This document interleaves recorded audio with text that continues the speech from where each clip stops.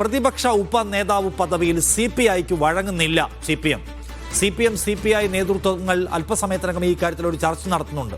ഉപനേതാവ് പദവിയിൽ വിട്ടുവീഴ്ച വേണ്ട എന്നാണ് CPI സംസ്ഥാന സെക്രട്ടറി ബിനോയ് വിശ്വത്തിന്മേലുള്ള സമ്മർദ്ദമായിട്ട് ആ പാർട്ടിക്കകത്ത് നമ്മൾ കാണുന്നത്. സെയ്ഫ് സൈൻലാബ്ദീൻ തിരുവനന്തപുരത്ത് നിന്ന് എൻ്റെ കൂടെ ചേരുന്നുണ്ട്. സെയ്ഫ്, ഈ പ്രതിപക്ഷ ഉപനേതാവ് പദവി കിട്ടിയേ മതിയാവൂ എന്ന് പറഞ്ഞ ഒരു അഭിപ്രായം, കിട്ടിയേ പറ്റൂ എന്ന അഭിപ്രായം CPIക്കകത്ത് അത്ര ശക്തമാണോ? ബിനോയ് വിശ്വത്തിന് പിന്നോട്ട് പോകാൻ കഴിയാത്ത വിധം?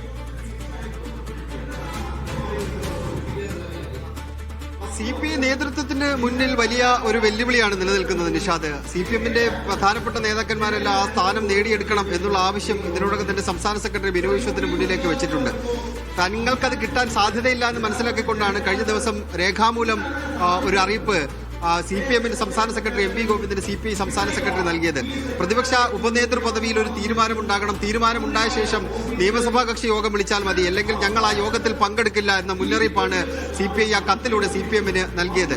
എന്നാൽ അങ്ങനെ ഒരു പദവിയില്ല. അങ്ങനെ ഒരു പദവി ഉണ്ടെങ്കിൽ തന്നെ അത് CPMന് അവകാശപ്പെട്ടതാണ് എന്നുള്ള നിലപാടാണ് CPM നേതൃത്വത്തിനുള്ളത്. കാരണം പ്രതിപക്ഷ നേതാവ് കഴിഞ്ഞാൽ ആദ്യം ഡെപ്യൂട്ടി സ്പീക്കർ, പിന്നെ പ്രതിപക്ഷ നേതാവ്, അത് കഴിഞ്ഞുള്ള സീറ്റ്, ആ സീറ്റിൽ ആരിയ്ക്കുന്നു എന്നുള്ളതാണ് പ്രധാനപ്പെട്ട ചോദ്യം. നിലവിൽ പ്രതിപക്ഷ ഉപനേതൃ പദവി എന്ന ഒരു പദവി ഇല്ലെങ്കിലും ആ സീറ്റിലിരിക്കുന്നയാൾ KN ബാലഗോപാലാണ്, കേന്ദ്ര കമ്മിറ്റി അംഗമായ KN ബാലഗോപാലാണ്. VS അച്യുതാനന്ദൻ പ്രതിപക്ഷ നേതാവായിരുന്ന സമയത്ത് VS അച്യുതാനന്ദന്റെ തൊട്ടപ്പുറത്തിരുന്നത് കോടിയേരി ബാലകൃഷ്ണനായിരുന്നു. ഫ്ലോറിൽ പാർലമെന്ററി പാർട്ടിയെ മൊത്തത്തിൽ നിയന്ത്രിക്കുന്നതിൽ ഒരു പ്രധാനപ്പെട്ട റോള് അന്ന് കോടിയേരി ബാലകൃഷ്ണൻ വഹിച്ചിരുന്നു. ഇവിടെ ഇപ്പോൾ ആ റോള് വഹിക്കേണ്ടയാൾ KN ബാലഗോപാലാണ് എന്നാണ് പാർട്ടി തീരുമാനിച്ചിരിക്കുന്നത്. അതിന് തൊട്ടടുത്ത സീറ്റാണ് K രാജന് നൽകിയിരിക്കുന്നത്. പക്ഷേ ഒരു വിട്ടുവീഴ്ചയ്ക്കും തയ്യാറല്ല എന്ന നിലപാടിലാണ് CPI നേതൃത്വമുള്ളത്. പരസ്യമായി ആവശ്യം മുന്നോട്ട് വെച്ച് കഴിഞ്ഞു. പരസ്യമായ ആവശ്യം മുന്നോട്ട് വെച്ചിട്ട് അതിനകത്ത് പിന്നോട്ട് പോകുന്നത് ശരിയല്ല. 35 പേരാണ് പ്രതിപക്ഷത്തുള്ളത്, അത് 8 പേർ തങ്ങളുടേതാണ്. അതുകൊണ്ട് പ്രതിപക്ഷ ഉപനേതൃ പദവി വേണം എന്നുള്ള നിലപാടിൽ ഉറച്ചു നിൽക്കുകയാണ് CPI ചെയ്യുന്നത്. CPM ആണെങ്കിൽ ഒരു വിട്ടുവീഴ്ചയ്ക്ക് തയ്യാറല്ല താനും.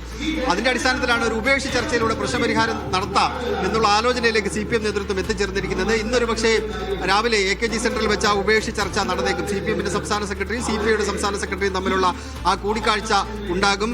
CPI ഒരു വിട്ടുവീഴ്ചയ്ക്കും തയ്യാറാകുന്നില്ല എന്നുള്ള കാര്യം നിലനിൽക്കുന്നതുകൊണ്ട് എങ്ങനെയാണ് ഈ പ്രശ്നപരിഹാരം കണ്ടെത്തുക എന്നുള്ള പ്രധാനപ്പെട്ട ചോദ്യം നിലനിൽക്കുന്നുണ്ട്. ഈ തർക്കം നിലനിൽക്കുന്നതുകൊണ്ട് നിയമസഭാ കക്ഷി യോഗം ചേരാനും കഴിയുന്നില്ല. സാധാരണഗതിയിൽ 8:45 ആകുമ്പോൾ നിയമസഭയിൽ പ്രതിപക്ഷ നേതാവിന്റെ ഓഫീസിൽ പ്രതിപക്ഷാംഗങ്ങളെല്ലാം കൂടെ കൂടിയാലോചിച്ചാണ് ഫ്ലോറിൽ എന്ത് നിലപാട് സ്വീകരിക്കണം, ഓരോ വിഷയത്തോട് എന്ത് നിലപാട് സ്വീകരിക്കണം എന്ന കാര്യത്തിൽ തീരുമാനം എടുക്കുന്നത്. മാത്രമല്ല, ഒരു സഭാ സമ്മേളനം തുടങ്ങുന്ന സമയത്ത് ഒരു നിയമസഭാ കക്ഷി യോഗം വിളിച്ചാണ് ഫ്ലോറിൽ എങ്ങനെ അഗ്രസീവായിട്ട് ഇടപെടണം എന്നുള്ള കാര്യമൊക്കെ തീരുമാനിക്കുന്നത്. പക്ഷേ ഈ പ്രശ്നം നിലനിൽക്കുന്നുണ്ട്. അങ്ങനെയുള്ള കാര്യങ്ങളൊന്നും നടക്കുന്നില്ല എന്നൊരു പ്രതിസന്ധി LDFന്റെ പാർലമെന്ററി പാർട്ടിക്ക് കൂടി ഉണ്ട് എന്നൊരു പ്രശ്നം നിലനിൽക്കുകയാണ്. അതുകൊണ്ടാണ് വേഗത്തിൽ ഒരു ഉപേക്ഷ ചർച്ചയിലേക്ക് പോകാമെന്ന് തീരുമാനിച്ചിരിക്കുന്നത്. എന്തായാലും ഇന്ന് അതിനകത്തൊരു ചർച്ച ഉണ്ടാകും, അന്തിമ തീരുമാനം ഉണ്ടാകുമോ എന്ന കാര്യത്തിൽ വ്യക്തതയില്ല നിഷാദ്. ശരി, CPI യുടെ ഒരു അഭിപ്രായം അവർക്ക് ഈ ഉപനേതാവ് പദവി വേണം എന്നുള്ളതാണ്. പക്ഷേ CPIM അതിന് തയ്യാറല്ല.